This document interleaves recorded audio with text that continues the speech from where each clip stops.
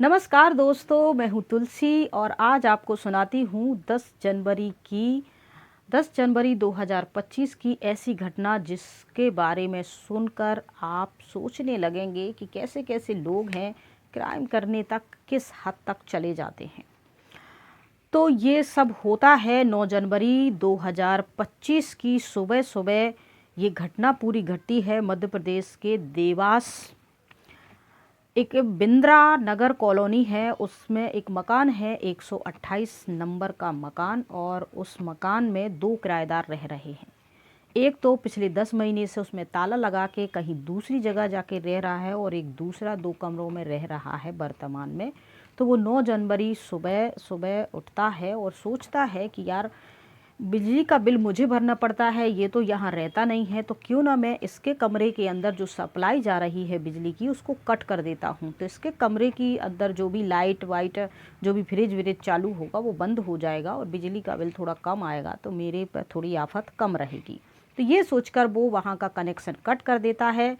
ऐसा उनका उस किराएदार का कट करना होता है कि फिर दूसरे 10 जनवरी 2025 तक 24 घंटे के दरमियान उस कमरे में से बहुत ही सड़न और अजीब किस्म की बदबू आना शुरू हो जाती है। अब इस इंसान को बदबू तो आ रही थी, लेकिन इसे समझ में ये नहीं आ रहा था कि आखिर ये बदबू आ कहाँ से रही है।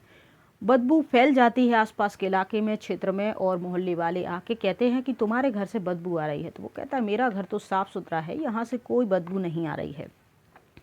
इसके बाद 112 नंबर पुलिस को डायल किया जाता है और पुलिस भी मौके पर आ जाती है। वो देखती है और कहती है, उनके घर का देखती है, मकान नंबर 128 में जो किराएदार मौजूद था उसकी तलाशी लेती, लेकिन वहाँ ऐसा कुछ नहीं था, साफ़ सुथरा घर था। फिर 2 कमरे बंद थे।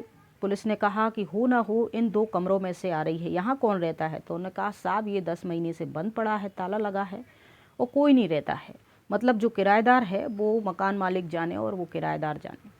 फिर इस मकान मालिक को फ़ोन लगाया जाता है, जो कि देवास से 50 किलोमीटर दूर इंदौर में रह रहा है। और इस मकान का जो मकान मालिक है वो बलबीर सिंह है। और बलबीर सिंह यहाँ उसने देवास में घर तो ख़रीदा था, लेकिन वो यहाँ रहता नहीं है, किराएदार रख के वो इंदौर में जाके रहता है। फिर उसको बुलाया जाता है और कहता है ये घर कमरा खोलो। तब वो कहता है कि ये जो मैंने संजय पाटीदार को किराए पे दिया है और वो पिछले 10 महीने से मुझे किराया टाइम टू टाइम देता रहता है। मैंने उससे कई बार कहा है कि तुम्हारा सामान उठा लो, लेकिन उसने कहा सामान पड़ा रहने दो, तुम्हें किराया तो मिल रहा है और क्या चाहिए। तो 2 कमरे खाली थे तो मैंने दूसरा किराएदार रख दिया है और ये है। फिर उस किराएदार को उसका जो पता वगैरह था वो भी इंदौर में था, तो उसको भी इंदौर के एक गाँव से उज्जैन के पास उसका घर था। वहाँ वो गांव में जाते हैं, उज्जैन के एक गांव मोलिया गांव।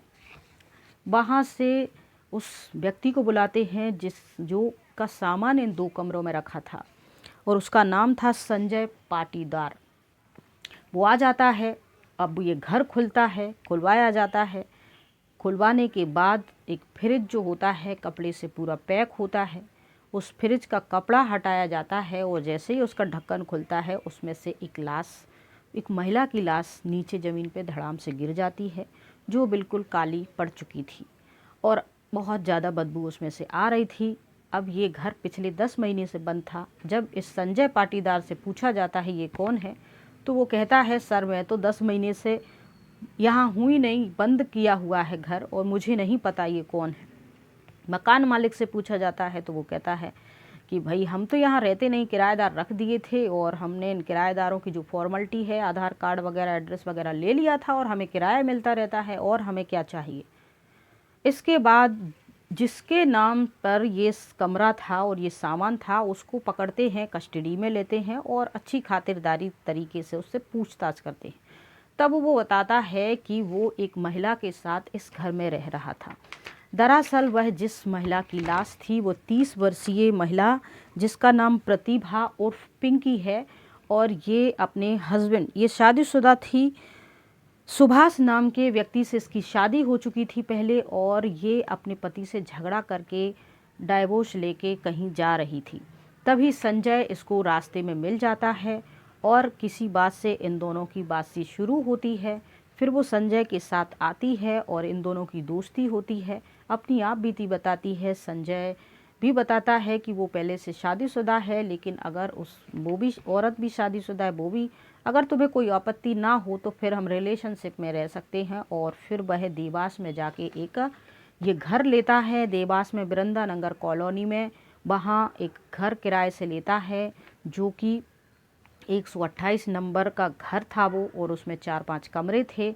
और मोहल्ला कॉलोनी के जो लोग थे उनको यही पता था कि ये जो महिला है और जो पुरुष है दोनों पति पत्नी हैं, क्योंकि ये महिला उसके साथ पूरा श्रृंगार करके मंगलसूत्र सिंदूर लगा के रह रही थी और वो दोनों को पति पत्नी ही समझ रहे थे। इनको रहते यहाँ 2-3 साल हो चुके थे। और फिर ये महिला उससे कहती है कि अब हमें शादी कर लेनी चाहिए, सब हमें पति पत्नी तो मानते ही हैं। तब संजय कहता है कि देखो, शादी नहीं हो सकती, क्योंकि मैं पहले से ही शादीशुदा हूँ और मैंने तुम्हें पहले ही बता दिया था कि तुम्हें रिलेशनशिप में मेरे साथ रहना है तो रहो, शादी हम नहीं करेंगे। इस पर महिला जिद करने लगती है और बात इतनी बढ़ जाती है कि संजय उसको मारपीट शुरू कर देता है। और ये वाक़या जून 2024 में होता है। इतने में संजय का एक दोस्त विनोद आ जाता है और विनोद और संजय दोनों इस महिला को मार देते हैं और बांध के इसके हाथ पांव बांध के फ्रिज के सारे डब्बे निकाल के फ्रिज में रख के लाइट ऑन करके गेट लगा के ताला लगा के यहाँ से संजय अपने गांव चला जाता है और वो अपने गांव चला जाता है। अब इस पूरी घटनाक्रम का जैसे ही खुलासा होता है तो लोग सोचते हैं कि पिछले 10 महीने से इस कमरे में एक महिला की लाश बंद फ्रिज में पड़ी थी और वो भी ऐसे खुल गई। इस व्यक्ति ने अपने बिजली का बिल बचाने के चक्कर में उसकी कनेक्शन कट कर दी और फिर कमरे से बदबू आने लगी। 24 घंटे के दरमियान ही 10 महीने का जो मर्डर का मिस्ट्री थी वो सुलझ गई और पता चल गया। तो ऐसे ऐसे लोग होते हैं जो प्यार में पड़ जाते हैं, रिलेशनशिप में रहते हैं और जब बात शादी तक आती है तो कुछ ना कुछ क्राइम कर देते हैं। और क्राइम भी इतनी सफाई से इन्होंने किया था, इनको लगा कि ये फिर चलता रहेगा और मैं कभी पकड़ा नहीं जाऊंगा। तो ये कोई लॉन्ग लाइफ तो था नहीं, कभी ना कभी तो वहाँ की बिजली कट होनी थी। तो उसका टाइम पूरा हो गया। इस व्यक्ति के द्वारा इसको आया आइडिया कि चलो बिजली काट देते हैं और एक लाश निकल के सामने आ जाती है।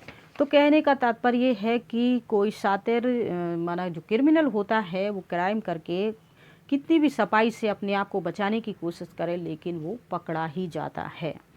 तो इस पूरे घटनाक्रम पर आपका क्या ओपिनियन है, अपनी राय कमेंट बॉक्स में ज़रूर दें। और आप ये वीडियो कहाँ से देख रहे सुन रहे हैं तो आप अपना नाम और उस जगह का नाम भी ज़रूर बताएं और अपना ध्यान रखें। और इस प्रकार अगर आप घर गृहस्थी वाले हैं तो ऐसी छिछोरी हरकतों से अपने आप को बचा के रखें, सुरक्षित रहें, सावधान रहें।